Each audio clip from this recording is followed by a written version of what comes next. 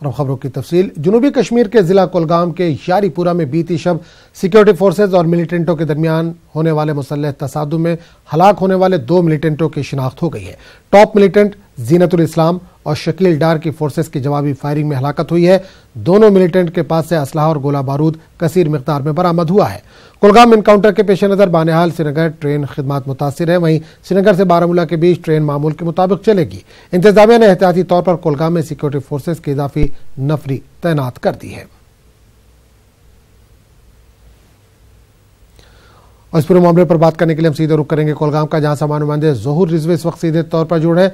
ज़ोहर, कुलगाम में इनकाउंटर की खबर है, 2 मिलिटेंटों के मारे जाने की खबर है, क्या ताज़ा इतलात है आपके पास?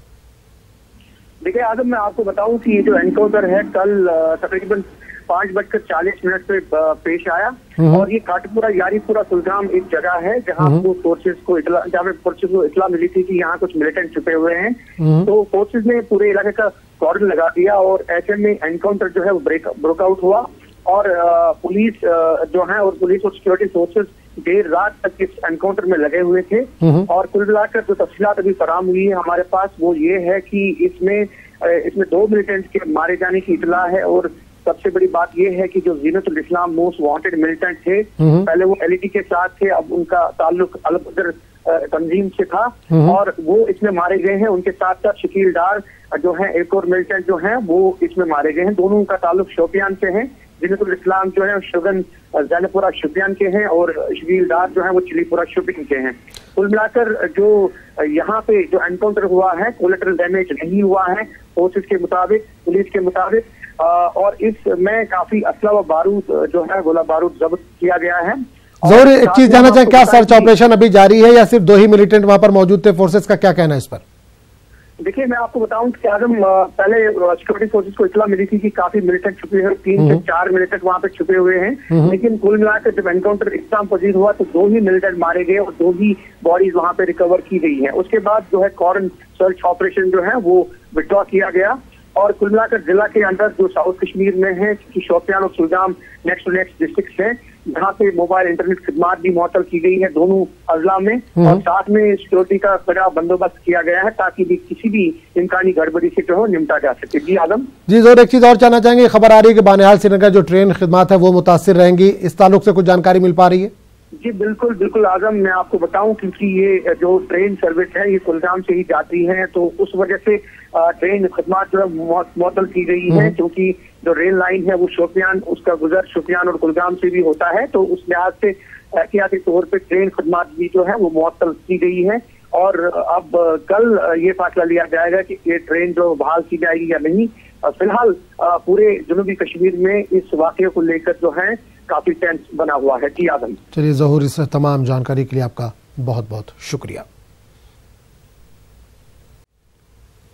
आगे बढ़ेंगे दूसरी खबर की तरफ। अक़वाम मुत्तहिदा के इंसानी हकूक़ की कमीशन ने उत्तर प्रदेश में हुए तमाम इनकाउंटर पर रिपोर्ट तलब की है। इंसानी हकूक़ के 4 कारकुनों ने UNHRC को एक रिपोर्ट सौंपी है जिसमें उत्तर प्रदेश में हो रहे लगातार इनकाउंटर पर अंदेशा जाहिर किया गया है। इस रिपोर्ट में 59 इनकाउंटर पर सवाल उठाया गया है। रिपोर्ट में गरीबों और मुसलमानों को नाहक निशाना बनाए जाने का इल्जाम है। इन इनकाउंटर पर सवाल उठाते हुए मरकजी सरकार को भी रिपोर्ट भेजी गई है। वाज़ेह है कि सुप्रीम कोर्ट में भी 15 जनवरी को इन इनकाउंटर पर सुनवाई है।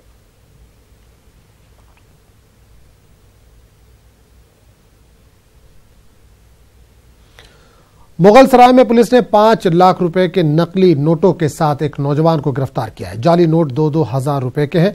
नौजवान ये रुपए लेकर मगरबी बंगाल के मालदा से पुणे जा रहा था। रास्ते में मुगल सराय पुलिस ने नौजवान को दबोच लिया। पुलिस ने इसे गिरफ्तार कर जेल भेज दिया और आगे की कार्रवाई में जुट गई है।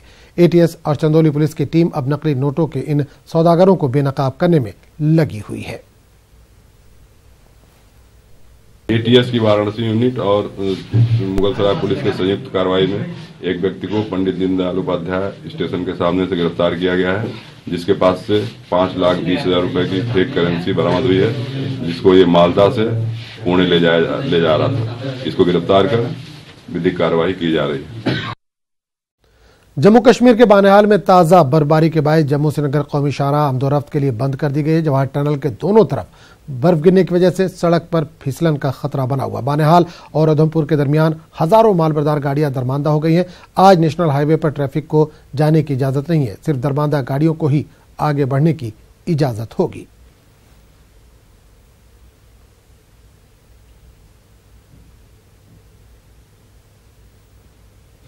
एक मरतबा फिर तेल की कीमतों में इजाफे का सिलसिला शुरू हो चुका है। लगातार चौथे दिन भी कीमतों में इजाफा हुआ है।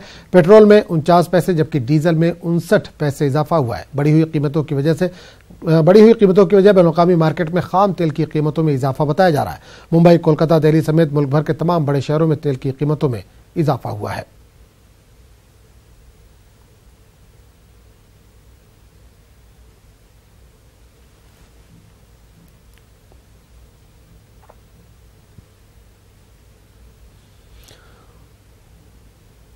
इस पूरे मामले पर बात करने के लिए हम सीधे रुख करेंगे दिल्ली का, जहां से हमारे नुमाइंदे अनिल इस वक्त फोन लाइन के जरिए जुड़े हैं।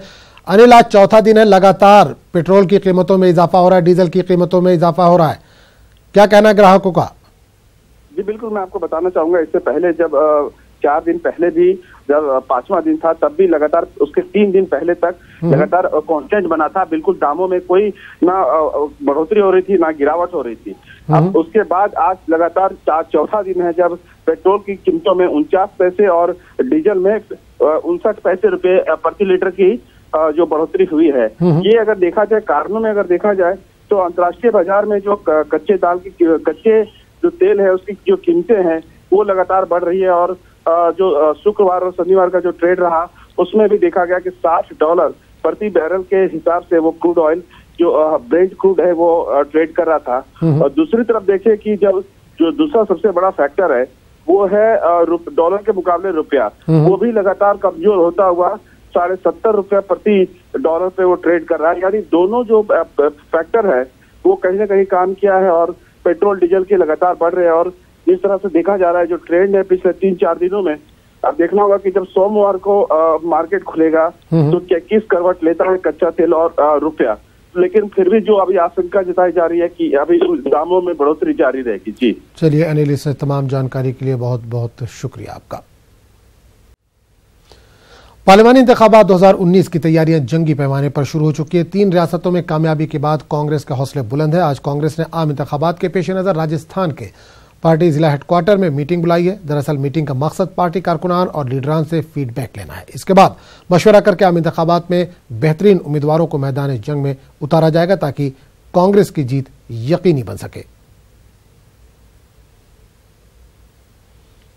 वहीं आज राजस्थान के जयपुर में बीजेपी लेजिस्लेचर पार्टी की भी मीटिंग होने वाली है, जिसमें मरकजी वजीर बराए फरोग इंसानी वसाइल प्रकाश जावड़ेकर भी शिरकत करेंगे। वादा है कि प्रकाश जावड़ेकर पहले ही जयपुर पहुंच चुके हैं। वो लेजिस्लेचर पार्टी के लीडर के इंतखाब में भी मौजूद रहेंगे। उम्मीद ये भी है कि मरकजी वजीर खजाना अरुण जेटली भी इस मीटिंग में शिरकत करेंगे।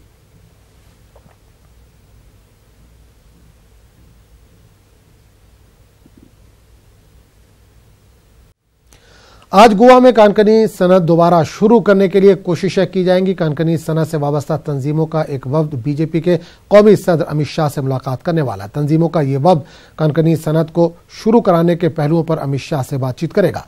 वादा है कि सुप्रीम कोर्ट कानकनी सनत के 88 लीज रद्द कर चुका है, जिसकी वजह से मार्च 2018 से ही कानकनी सनत यहां पर बंद पड़ी हुई है।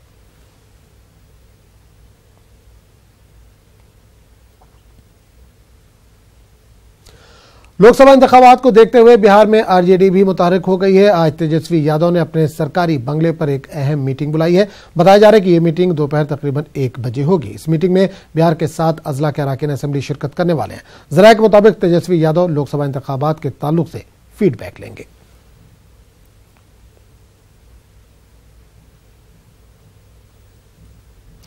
छत्तीसगढ़ के साबिक वजीर आला अजीत जोगी की अचानक तबीयत खराब हो गई है, जिन्हें एक प्राइवेट अस्पताल में इलाज के लिए दाखिल कराया गया है, जहां उनका इलाज जारी है। वादा है कि इन्फेक्शन की वजह से इन्हें अस्पताल में दाखिल कराया गया है।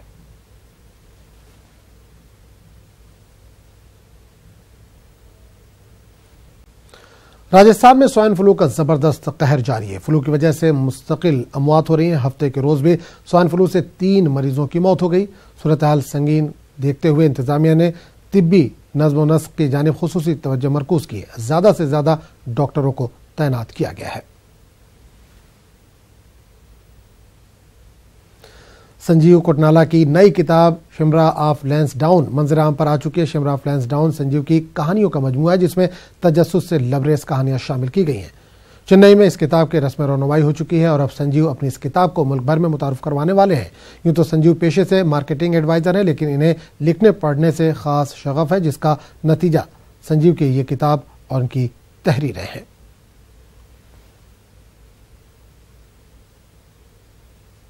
तो ये शमारा ऑफ लैंसडाउन जो है वो उत्तराखंड की एक छोटी सी जगह है, लैंसडाउन शहर, जो गढ़वाल राइफल्स का प्रमुख केंद्र भी है, उस पर आधारित है।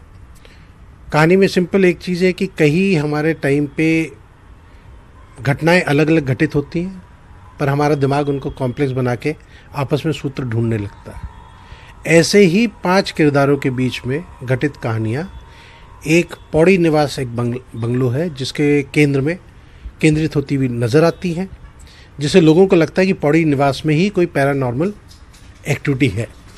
और इसका सारा जोर वहाँ पे रह रहे राज, जो कि मालिक है पौड़ी निवास का, उसकी बहन अनुराधा पे केंद्रित हो जाता है। बाबा गुरु गोबिंद सिंह की 352वीं जयंती मुल्क भर में नहायत ही अक़ीदत एहतराम के साथ मनाई जा रही है। गुरु गोबिंद सिंह 5 जनवरी 1666 में बिहार की राजधानी पटना में पैदा हुए सिख मजहब के 10वें गुरु हैं। गुरु गोबिंद सिंह सिख मजहब में काफ़ी अहमियत के हामिल हैं, क्योंकि आपने सिख मजहब के बका के लिए अहम कारनामे अंजाम दिया और मजहबी किताबों की तरतीब भी आपका किरदार फरामोश नहीं किया जा सकता। गुरु गोबिंद सिंह सिर्फ मजहबी रहनुमा नहीं बल्कि एक बड़े कलमकार भी थे। गुरु गोबिंद सिंह की जयंती के मौके पर वज़ीर आज़म नरेंद्र मोदी दिल्ली में यादगार सिक्का भी जारी करने वाले हैं।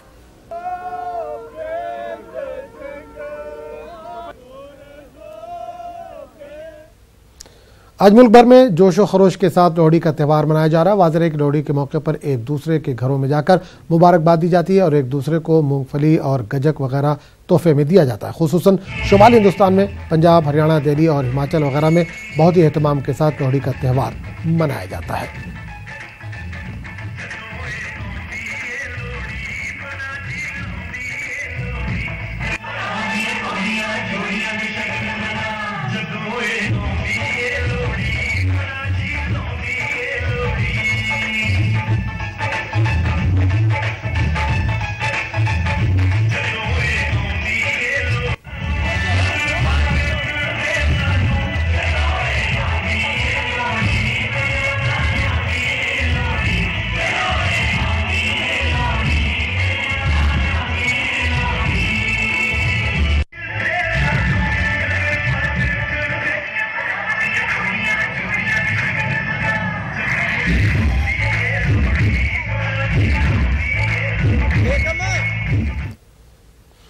दिल्ली की फजाई आलूदगी में बेतहाशा इजाफा हुआ है। गुज़िश्ता 2 दिनों में एयर इंडेक्स 423 के ऊपर पहुंचा है।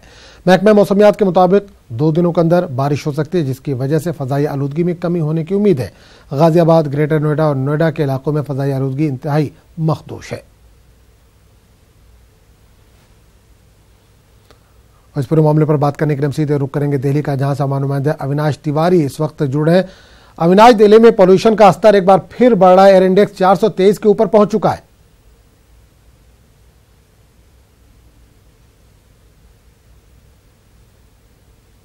से दिल्ली में लगातार जो है हवाएं रुकी हुई है, नहीं चल रही हैं, उसके बाद से प्रदूषण का स्तर लगातार बढ़ने लगा है। इसको लेकर जो प्रदूषण बोर्ड है उसने भी चिंता जताई है कि जो दिल्ली में भारी वाहन कार और से ट्रकों वगैरह, इसको बैन करने के लिए जो विचार किया जा रहा है। इसके अलावा दिल्ली सरकार से भी उसने कहा कि जहाँ पे पोल्यूशन जो है बढ़ा हुआ है वहाँ पे पानी का छिड़काव वगैरह किया जाए। तो जाहिर सी बात है कि जिस प्रकार से दिल्ली में ये समस्या लगातार बनी हुई है, इसका स्थायी उपाय नहीं निकल पा रहा है। जैसे ही दिल्ली में हवा रुकती है या फिर जो है मौसम थोड़ा जो है आर्द्र होता है, उसके बाद से ही लगातार ये समस्या देखने को मिलने लगती है। अविनाश, ये भी खबर आई है कि मौसम विभाग ने कहा कि अगले 1-2 दिन में बारिश हो सकती है, तो क्या दिल्ली वासियों को राहत मिलने की उम्मीद है?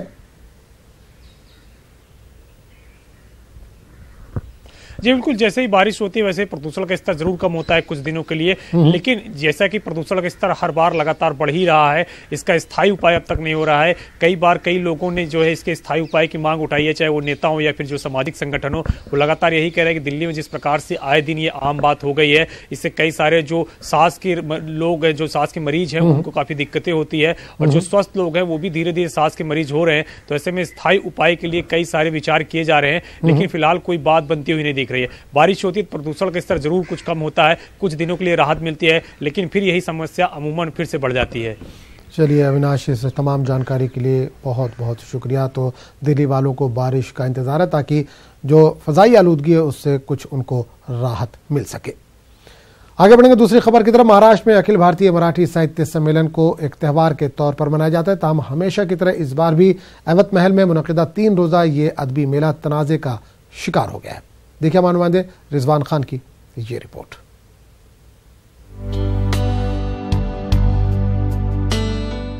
अखिल भारतीय मराठी साहित्य सम्मेलन और तनाज़ात का चोली दामन का साथ है। कभी सम्मेलन की सदारत तो कभी इलाकाई इजारादारी को लेकर तनाज़ात होते रहते हैं। इस बार भी अवार्ड वापसी के लिए मशहूर अदीबा नयन तारा सहगल की सम्मेलन में शिरकत पर रोक लगने से तनाज़ा खड़ा हो गया है, जिसकी वजह से बेशतर मराठी अदीबों और शायरों ने सम्मेलन का बायकॉट किया है।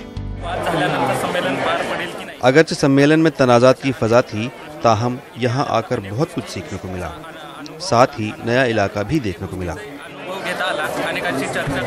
तनाज़ा को देखते हुए वजीर आला देवेंद्र फडणवीस भी सम्मेलन के इफ्तिताह से दूर ही रहे, जबकि वजीर तालीम विनोद तावड़े ने प्रोग्राम में शिरकत कर हुकूमत की तरफ से मौजूदगी दर्ज करने की कोशिश की। इस दौरान मराठी साहित्य सम्मेलन की सदर अरुणा ढेर ने नयन तारा सहगल की सम्मेलन में गैर मौजूदगी पर अफसोस का इजहार किया, साथ ही सियासत करने वालों को भी आड़े हाथों लिया। ये मेरे लिए बहुत ही गर्व की और समाधान देने वाली बात है, क्योंकि जिस साहित्यिक को हम लोग किताबों में पढ़ते थे, जो साहित्यिक जो हमें सिर्फ शब्दों से जाने जाते थे, उनको आज से रूबरू होने का मौका मुझे यहाँ पे आने के बाद मिला। बुक स्टॉल और शायरी की महफिलों से अवाम ने खूब इस्तेफादा किया। अगरचे पहले दिन तनाज़े की वजह से सम्मेलन में भीड़ कम दिखाई दी, ताहम दूसरी रोज लोगों ने बढ़ चढ़ कर हिस्सा लिया। अदीबा नयन सहगल के हाथ में इस प्रोग्राम का इफ्तिताह होना था, लेकिन किसी पॉलिटिकल वजूहात के बिना पर उनके हाथों होने वाला इफ्तिताह मंसूख कर दिया गया, जिसको लेकर से जुड़े हुए जो अदीब है, शायर है, उन्होंने इस सम्मेलन में शरीक होने से साफ साफ इनकार कर दिया है। लेकिन आम जो जनता है, खासकर विदर्भ की जनता, वो यहाँ बड़े पैमाने पर पहुँच रही है। और बात की जाए अगर तलबा की, स्टूडेंट्स की, तो स्टूडेंट की बड़े तादाद में इस अदबी मेले में पहुँचने की भरपूर कोशिश कर रहे हैं। न्यूज़ 18 उर्दू के लिए यवतमाल से रिजवान खान। ओलंपिक मेडल याफ्ता बॉक्सर खिलाड़ी मेरी कॉम ने पहली बार आसाम में काजीरंगा नेशनल पार्क का दौरा किया। काजीरंगा नेशनल पार्क में मेरी कॉम ने हाथी की सवारी की और वहां सैर व तफरीह कर लुत्फ अंदोज हुई। इस मौके पर इन्होंने कहा कि 2020 ओलंपिक के लिए वो तैयारियां कर रही हैं।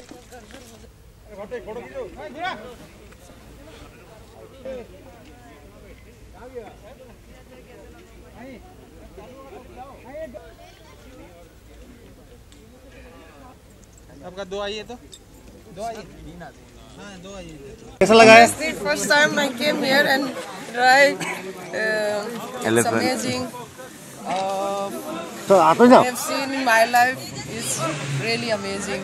Really love it. What kind of animals you've seen inside an Rhino.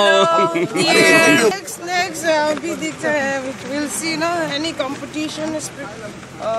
But major competition will be World Championship. That will be the qualify for the 2020. So I'm doing my best. इखलाक, आदाब और अच्छे किरदार के बगैर हासिल की जाने वाली तालीम नुकसानदेह है। इस्लाम और दीगर मजहबों ने इंसानी इक़दार, अखलाक के किरदार को अहमियत दी है। बेंगलुरु में अल-अमीन कॉलेज की तकरीब में मलेशिया के साबिक़ नायब वज़ीर-ए-आज़म अनवर इब्राहिम ने ये बातें कहीं। अल-अमीन इदारे की तालीमी खिदमात से मुतासिर होकर मलेशिया के एक रुकन पार्लिमान ने अल-अमीन तालीमी फ़ंड के लिए $10,000 नकद रकम का अतिया पेश किया।